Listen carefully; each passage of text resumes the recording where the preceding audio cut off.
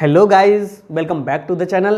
And friends, today we will study about the departmental accounts. Departmental accounts is an important chapter for the BCom and BBA.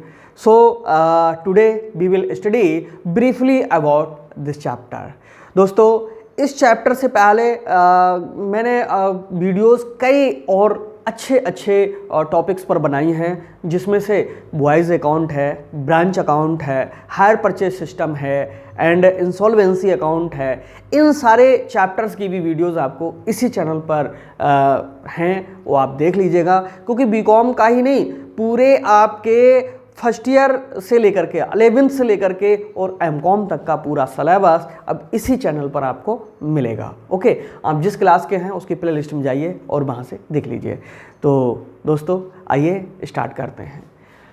हम बात करते हैं सबसे पहले departmental accounts की। Departmental accounts से पहले हम बात करेंगे किसकी? डिपार्टमेंटल की। डिपार्टमेंट क्या होता है? ओके, अगर हम डिपार्टमेंट को समझ गए तो समझ लो इसके अकाउंट्स भी तैयार हो जाएंगे। ओके, तो डिपार्टमेंट्स क्या होता है? देखिए फ्रेंड्स, जब कोई बड़ा सा बिजनेस या जब कोई ऐसा बिजनेस जो काफ़ी एरिया को कवर कर रहा हो और उसकी कैलकुलेशन एक साथ करने में बड़ी कठिनाई आ रही हो, तो उसको क्या करते हैं कि छोटे छोटे भागों में, यानी एक बिजनेस को कैलकुलेशन की सुविधा रखने के लिए जब उसको अलग अलग टुकड़ों में बांट दिया जाता है, तो प्रत्येक जो एक टुकड़ा होता है वो हमारा डिपार्टमेंट कहलाता है। ऐसे समझ में ना आए तो ऐसे समझिएगा जैसे हमारा कॉलेज होता है, तो कॉलेज, अगर पूरे कॉलेज की यहाँ अगर हम अकाउंटिंग करेंगे, देन पूरा जो डेटा है वो हम जब कलेक्ट करेंगे तो हो सकता है कहीं ना कहीं कोई प्रॉब्लम आए। ओके, कि एक डिपार्टमेंट का डेटा अभी अधूरा रह गया तो पूरे अकाउंट्स अधूरे रह जाएंगे। लेकिन वहाँ पर क्या होता है कि जब हम उनके लिए अलग अलग डिपार्टमेंट कर देंगे, यानी अलग अलग भागों में बांट देंगे, जैसे साइंस डिपार्टमेंट कर दिया, कॉमर्स डिपार्टमेंट कर दिया, आर्ट डिपार्टमेंट कर दिया, ठीक है, एंड अदर जैसी जैसी नीड्स है, जितना बड़ा हमारा बिजनेस है उतने ही सेक्शन बनाते हुए अगर हम चले जाएंगे तो हमें कैलकुलेशन करने में आसानी होगी और बाकी जो डिपार्टमेंट में जो वर्कर्स हैं उनके लिए भी एक डर बना हुआ होगा कि भैया ऐसा काम सही करो, अन्यथा हमारा डिपार्टमेंट कहीं ऐसा ना हो नीचे चले जाए। इसलिए वो लोग भी उन सारी चीज़ों को बड़े अच्छे से करते हैं, जहाँ पर उनके लिए थोड़ी लापरवाही दिखानी होती है तो वो लापरवाही ख़त्म कर देते हैं। अब इसको मैंने हिंदी और इंग्लिश दोनों में लिख दिया है, जिससे ना तो हिंदी वाले हमारे जो स्टूडेंट हैं उनको दिक्कत हो, ना इंग्लिश वालों के लिए हो। अब आप अर्थ कैसे लिखेंगे? इंग्लिश में अगर अर्थ लिखना चाहेंगे तो सो इजी हम समझेंगे इसके लिए। देखिए, इसको इस तरह से लिखिएगा, बियाना business is run under various divisions और sections in the same ownership and in the same premises. Each such division और सेक्शन इज कॉल्ड डिपार्टमेंट। यानी जितने भी सेक्शंस हैं, ओके, जितने भी डिविजन्स हैं, उन्हीं के लिए तो हम कहते हैं क्या? डिपार्टमेंट। क्यों? क्योंकि जब एक बड़ा बिजनेस जब एक छत के नीचे ही चल रहा होता है, यानी उसका ऑफिस तो एक होता है लेकिन वर्क एरिया अलग अलग होता है, तो वर्क एरिया के आधार पर उनको डिवाइडेड कर देना और उनके डिविजन्स बना देना या सेक्शंस बना देना, यही तो डिपार्टमेंट कहलाता है। अब हमने डिपार्टमेंट तो सीख लिया कि डिपार्टमेंट क्या है। अब हम बात करेंगे डिपार्टमेंटल अकाउंट्स की। देखिए, डिपार्टमेंटल अकाउंट्स बहुत ही ईजी है अगर डिपार्टमेंट समझ में आ गया। भाई, प्रत्येक सेक्शन में क्या प्रॉफिट हुआ, क्या लॉस हुआ, बस इसकी कैलकुलेशन करने के लिए या रिजल्ट निकालने के लिए जो पूरा मतलब अकाउंटिंग का वर्क किया जाता है, बस उसी के लिए हम डिपार्टमेंटल अकाउंट्स कहते हैं। डिपार्टमेंटल अकाउंट्स में बस तीन ही चीज़ें बनती हैं आपका: departmental trading account, P&L account and balance sheet. और बैलेंस शीट भी कौन सी बनती है? Consolidated balance sheet. ओके, यानी समेकित चिट्ठा बनता है, हिंदी वालों के लिए मैं बता दूं, जिसको हम इकट्ठा कहते हैं, कंसोलिडेटेड कहते हैं। ओके, तो यहाँ पर हमने दोस्तों समझा कि हमारा डिपार्टमेंट क्या है, डिपार्टमेंटल अकाउंट्स क्या है। अब हम अगला जो इंपॉर्टेंट टॉपिक है इसी में वो लेकर के आए हैं, नीड और ऑब्जेक्ट्स ऑफ डिपार्टमेंटल अकाउंट। यानी डिपार्टमेंटल अकाउंट को तैयार करने के क्या हमारे एम हैं, क्या उद्देश्य हैं, क्या ऑब्जेक्ट्स हैं और इसकी ज़रूरत क्या है। अगर ये पूछता है, वैसे इंपॉर्टेंट है, पूछता जरूर, अगर थ्योरी में आए तो इसको आपको लिखना भी होगा। मैंने हेडिंग्स को पहले इंग्लिश में, फिर इसके बाद में हिंदी में भी लिख दिया, जिससे किसी को कोई दिक्कत ना हो, आप समझ लीजिएगा। और जितनी हेडिंग हमारे आपको इस चैनल पर मिलेंगी उतनी हेडिंग्स कहीं पर भी नहीं मिलेंगी। दोस्तों कॉमर्स क्या है ये समझना बहुत ज़रूरी है। आप प्लेलिस्ट में जाइए, वहाँ से देख लीजिएगा। यूनिवर्सिटी या बोर्ड का पेपर कैसे सॉल्व करें, प्लेलिस्ट में जाइए और वहाँ से देख लीजिएगा। ये कुछ वीडियोज़ ऐसी हैं जो कॉमन हैं, जो बहुत ज़रूरी हैं आपके लिए। ओके, तो now please be ready for the study of objects of departmental account. Departmental account क्या हैं, ठीक है। ये तो हमने समझ लिया, अब इसके ऑब्जेक्ट समझते हैं। पहला है हमारा फॉर कंट्रोलिंग, देखिए नियंत्रण के लिए हम यानी इनको क्यों तैयार करते हैं, इनकी क्या नीड्स हैं जो हम इनको बनाते हैं। तो देखिए for the controlling of business या डिपार्टमेंट। देखो पूरा डिपार्टमेंट अगर हमें कंट्रोल करना है, अगर हम कहें कि पूरा बिजनेस कंट्रोल करना है, तो बिजनेस कंट्रोल करना बहुत बड़ी बात हो गई, क्योंकि वो डिपार्टमेंट से बड़ा हो गया, लेकिन डिपार्टमेंट उससे छोटा हो गया। तो कंट्रोलिंग अगर हमें करनी है तो अलग अलग डिपार्टमेंट के आधार पर करेंगे, तो हमारी जो कंट्रोलिंग होगी वो अच्छी होगी। ओके, कौन सा जो डिपार्टमेंट है लॉस में जा रहा है, कौन सा प्रॉफिट में जा रहा है, ये भी हमें पता चलेगा।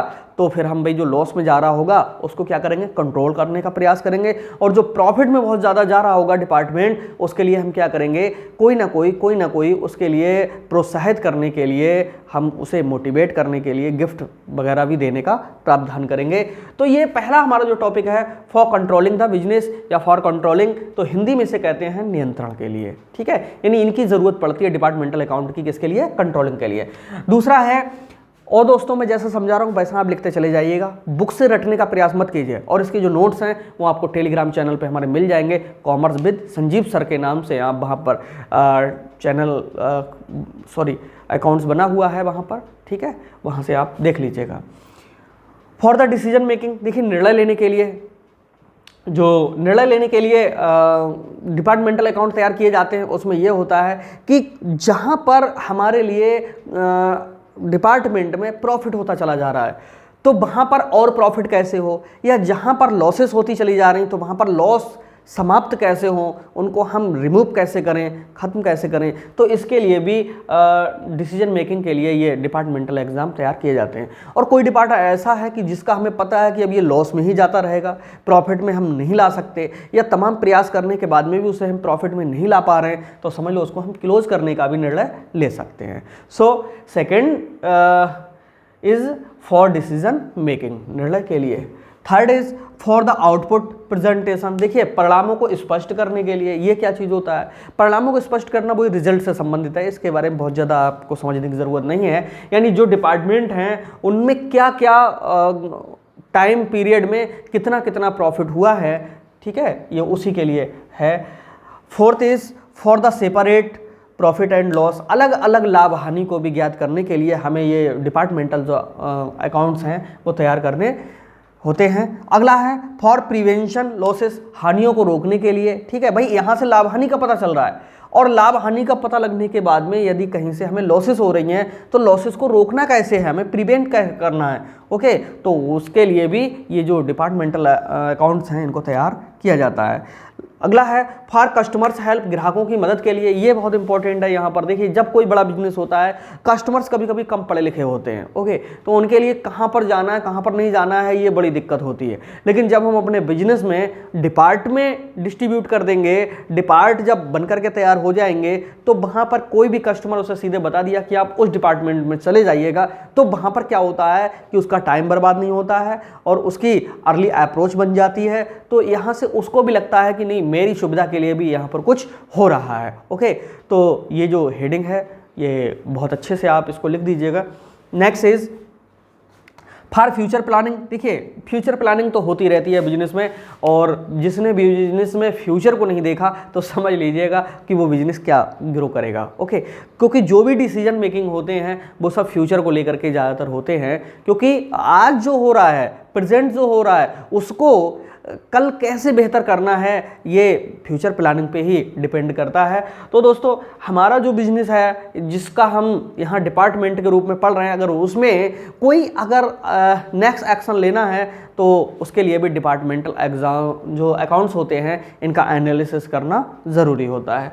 तो further we can say that for the future planning it is very compulsory. Okay, next is for legal requirement. देखिए कानूनी आवश्यकता हेतु ये भी ये जरूरी होता है डिपार्टमेंटल अकाउंट तैयार करना, क्योंकि जब हमारा ऑडिट होता है, जब कोई बाहर का व्यक्ति हमसे डेटा चाहता है कि भाई आप बताइए जो कर रहे हैं उसमें कितना प्रॉफिट है, कितना लॉसेस है, कितना मतलब ट्रांजैक्शंस हो रहा है, कितने कस्टमर्स आपके लिए सेटिस्फाई करने की स्थिति में हैं, तो इन सारी चीज़ों के लिए हमें डिपार्टमेंटल जो अकाउंट्स होते हैं उनको तैयार करना होता है। ओके, क्योंकि क्या होता है कि जब कोई नया व्यक्ति हमारे बिजनेस से जुड़ना चाहता है तो वो भरोसा नहीं करता है, तो उसे सिर्फ हम कहाँ से भरोसा दिला सकते हैं, अपने अकाउंट्स को शो करके। Okay, next is for competition in departments. देखिए एक दूसरे विभाग में जब कंपटीशन हम पैदा कर देंगे, यानी एक डिपार्टमेंट को बोलेंगे देखो वो डिपार्टमेंट तुमसे बहुत आगे जा रहा है, ओके, यही ब्रांचेस में भी होता है।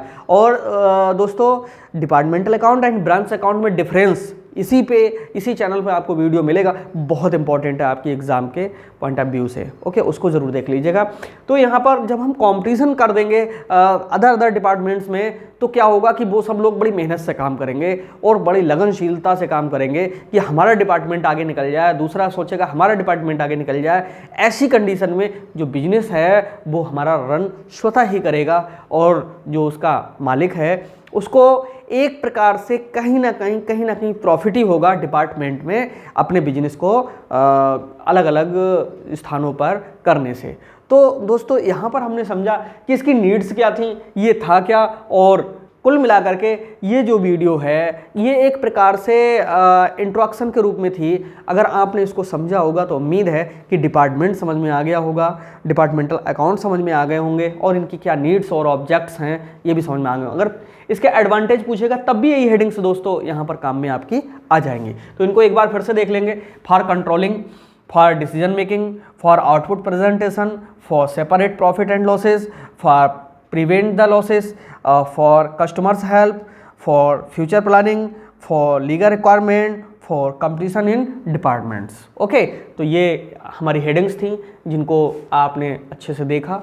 और अगर नोट्स चाहिए होंगे तो आपको टेलीग्राम पे मैंने बता ही दिया, कॉमर्स विद संजीव सर में, वहाँ से आपको सारे जो नोट्स हैं वो अवेलेबल हो जाएंगे, कर दिए जाएंगे धीरे धीरे, ठीक है। और एक बार मीनिंग और समझ लेते हैं कि क्या होता है डिपार्टमेंट। जब कोई बड़े बिजनेस के लिए कैलकुलेशन को सरल बनाने हेतु जब अलग अलग भागों में बांट दिया जाता है, तो अलग अलग भागों में बांटना, प्रत्येक भाग विभाग कहलाता है। और अंग्रेजी में इसको कैसे करके लिखेंगे इंग्लिश में, वियना business is run under various divisions और sections in the same ownership and in the same premises, each such divisions और सेक्शन इज कॉल्ड डिपार्टमेंट। तो दोस्तों जितने भी सेक्शंस होते हैं, जितने भी हमारे एक प्रकार के भाग होते हैं, टुकड़े होते हैं, ओके, वही हमारे क्या कहलाते हैं, डिपार्टमेंट कहलाते हैं। तो दोस्तों उम्मीद है ये वीडियो आपको अच्छी लगी होगी। और दोस्तों हमारे चैनल को अधिक से अधिक शेयर कर दें, सब्सक्राइब कर लें, और ये वीडियो कैसी लगी ज़रूर लिखें कमेंट बॉक्स में, जिससे हम अगले की वीडियो आपके लिए अच्छे से अच्छे दे सकें। मिलते हैं नेक्स्ट वीडियो में, तब तक के लिए दोस्तों बाय बाय।